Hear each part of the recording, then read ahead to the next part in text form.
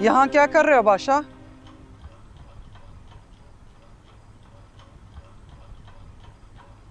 बैठा हूँ अम्मा पप्पू के पास।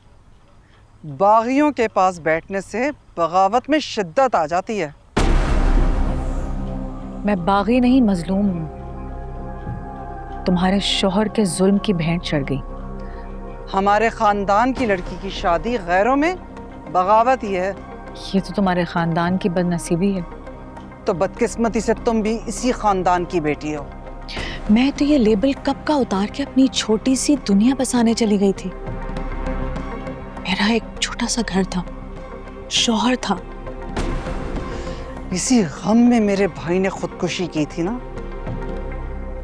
मोहब्बत जो करता था तुमसे।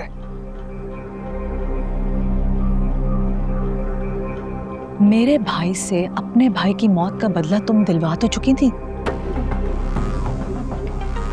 तुम्हारे भाई ने तो खुद को मारा था, मेरे भाई ने मुझे जीते जी मार दिया। कुछ अंदाजा भी है तुम्हें कि कैसे कैसे झूठ बोलकर हमने इस खानदान में अपनी इज्जत बचाई है? सबसे कहा कि आला तालीम के लिए बाहर चली गई है, और तुम मिलने के बाद भी खुद को इस कैद खाने में कैद कर लिया ताकि हर आने जाने वाले के दिल में हमारे लिए हजारों सवाल हों। तो कह देते ना कि मर गई है।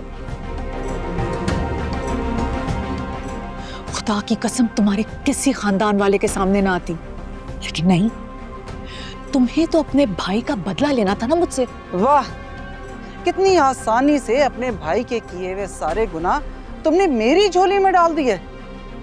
जैसे कि उसने जो कुछ भी किया वो मेरे हुक्म पे किया। जानती नहीं हो तुम कि इस खानदान के मर्दों के रगों में खून बेशक खत्म हो जाए, लेकिन गैरत की गर्दिश से ये जीते रहते हैं।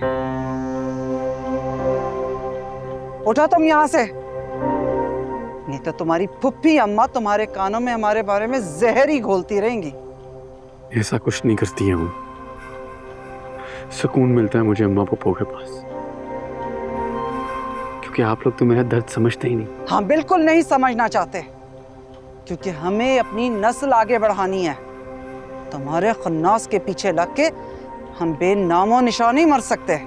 बहुत प्यारी होती है ना नस्ल साहब जान।